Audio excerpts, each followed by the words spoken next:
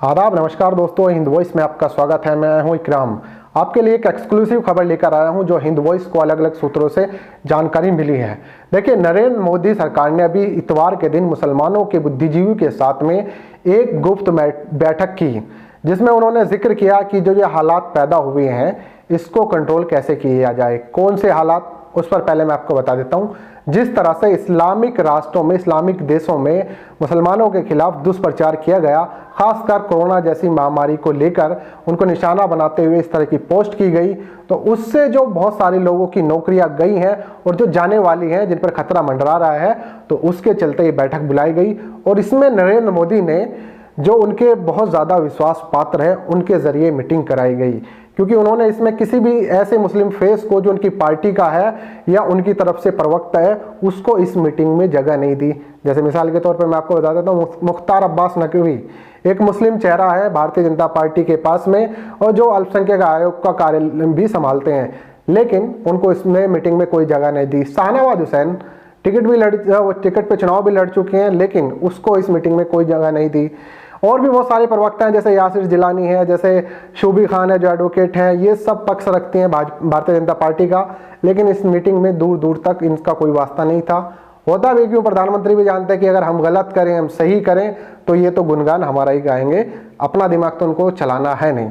खैर, उन लोगों को इसमें जगह नहीं दी गई, लेकिन जिन लोगों को इसमें बुलाया गया और जिनके जरिए मीटिंग कराई गई, उसमें भारतीय जनता पार्टी और आरएस के कुछ ऐसे सर्वमान्य लोग थे जो दोनों जगह अपनी पकड़ बनाए रखते हैं और जो विशेषज्ञ भी हैं, खासकर विदेशी नीतियों के, जिनमें सबसे पहले अगर मैं जिक्र करूं, राम माधव, जो भारतीय जनता पार्टी के महासचिव भी हैं और अपनी विदेश नीति के कारण जाने जाते हैं, और एक इस तरह की डील कराने में माहिर है कि वो महबूबा मुफ्ती जैसे लोगों से भारतीय जनता पार्टी की डील कराकर वहां सरकार बना सकते हैं कश्मीर में। हालांकि महबूबा मुफ्ती सबसे बड़ी अलगाव पार्टी मानी जाती थी, लेकिन वो राम माधव थे जिन्होंने इनकी आपस में डील कराई और वहाँ पे सरकार बना दी। हाल फिलहाल उन पर जो चाहे कार्रवाई चल रही है वो एक अलग मुद्दा है, लेकिन राम माधव जो है डील कराने में बड़े एक्सपर्ट हैं। साथ ही चीन के विशेषज्ञ माने जाते हैं, एक तरह से चीन की नीतियों को लेकर विशेषज्ञ माने जाते हैं, विदेशी नीतियों के माहिर हैं। और जब नरेंद्र मोदी पहली बार प्रधानमंत्री 2014 में बने, तो इंटरनेशनल लेवल पर जो प्रधानमंत्री की छवि थी 2002 के दंगों के कारण, उसको सुधारने में राम माधव का बहुत बड़ा योगदान रहा है।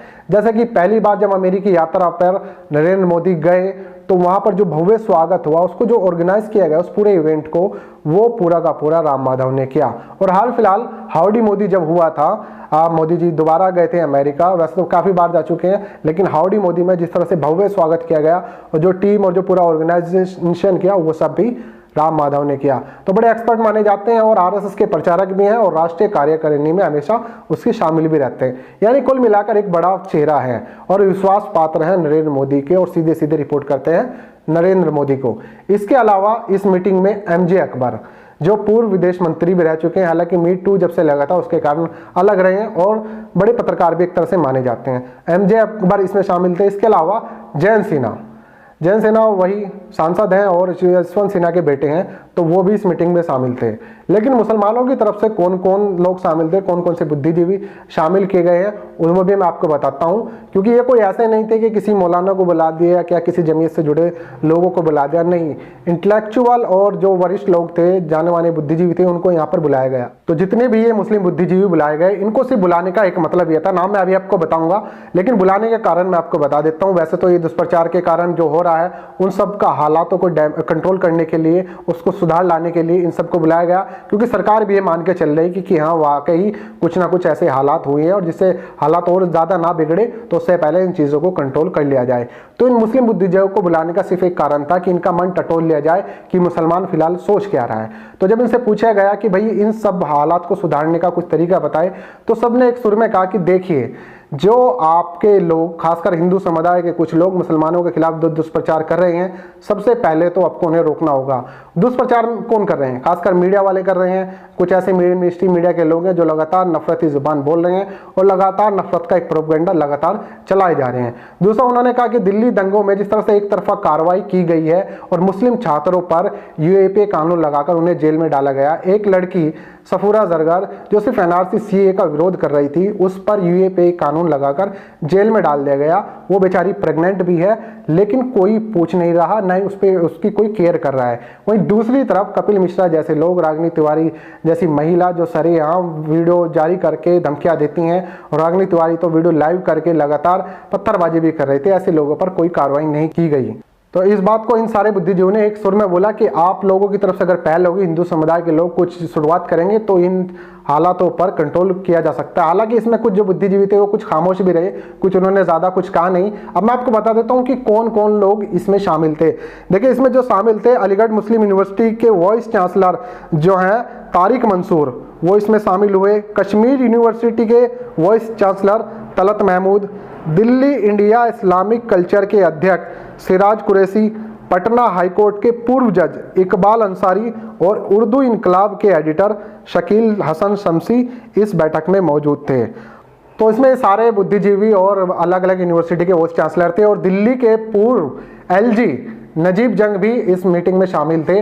और इस मीटिंग के पीछे एक खास बात और ये थी कि अंतर्राष्ट्रीय स्तर पर दिल्ली दंगों की जब खबर गई, उसमें ये दिखाया गया कि मुसलमानों पर एक तरफा कार्रवाई हो रही है। और जो वहाँ से आवाज़ उठी, जिसमें थे तुर्की के राष्ट्रपति एर्दोगान, ओआईसी यानी ऑर्गेनाइजेशन इस्लामिक कॉरपोरेशन से जो आवाज़ें उठी हैं, साथ ही ईरान के जो सबसे बड़े धार्मिक नेता है हयातुल्लाह खामेनी, इन लोगों ने जब ये इसका विरोध किया, और तो उसके चलते ये सारी बैठकें होनी शुरू हो गई हैं। तो इस बैठक में सीधा सीधा एक बात तो निकल के आ रही है दोस्तों कि कहीं तो कुछ ना कुछ हुआ है कि मोदी सरकार अब जो है सोचने पर मजबूर हो गई है, और अपनी सबसे विश्वास पात्र टीम जो है उसको इस पे लगा दिया है। क्योंकि अभी आप लोगों ने देखा होगा कि खाड़ी देशों में जो इस तरह की पोस्ट करने वाले लोग थे, जिसपे यूए की प्रिंसेस जो थी अल हिंद कासमी, उन्होंने बड़ा एतराज़ जताया था, और तमाम कंपनी के अधिकारियों ने, उन्होंने कहा था कि ये लोग सालों से यहाँ काम कर रहे हैं, लेकिन नफरत इनके अंदर अभी कहाँ से पैदा हो गई है। मैं आपको एक चीज़ और बता देता हूँ कि इन खाड़ी देशों में टोटल 85 लाख से भी ज़्यादा भारतीय काम करते हैं, यानी 85 लाख से भी, और बहुत सारे ऐसे लोग हैं जो जाते रहते आते रहते हैं। कुल मिला के करोड़ के आसपास की एक तरह से संख्या है। और जो विदेशी मुद्रा का भंडार है, अगर उसका मैं यहाँ परसेंटेज निकालूं, जो 2019 में था, जैसे हमारा टोटल विदेशी मुद्रा जो भंडार था 422 बिलियन अमेरिकी डॉलर था 2019 में, उसका जो 20% आता है सिर्फ और सिर्फ खाड़ी देश से आता है। यानी कि मामला जो है छोटा नहीं है, बहुत बड़ी बात है। इन लोगों का 20% योगदान है विदेशी मुद्रा भंडार में। अब जब इन्होंने कहा कि इन सारे बुद्धिजीवी से पूछा गया, कुछ जिनमें खामोश है, एक सुर में ये बोल के उठ गए कि देखिए आपकी जो कार्रवाई है उसमें उससे मुसलमानों में अच्छा संदेश नहीं किया गया। और उनका ये कहना है कि बार बार हमसे ये सरकार आने के बाद मुसलमानों की वफादारी का सबूत मांगा जा रहा है देश के प्रति, ये किसी तरह से भी ठीक नहीं है। बार बार मुसलमानों की वफादारी पर सवाल खड़ा किया जा रहा है। कभी एनआरसी सीए ले आते हैं, जिसका अगर विरोध भी करते हैं तो एक तरफा कार्रवाई होती है, उसके चलते मुस्लिम समाज में बहुत ज़्यादा नाराज़गी है। खैर, राम माधव जी ने पूछा कि कोई हल बताइए। फिलहाल उन्होंने एक सुर में कह दिया कि शुरुआत हिंदू समुदाय को करनी होगी, क्योंकि मुसलमान जो है वो सिर्फ सरकार के खिलाफ था, किसी समुदाय के खिलाफ नहीं था।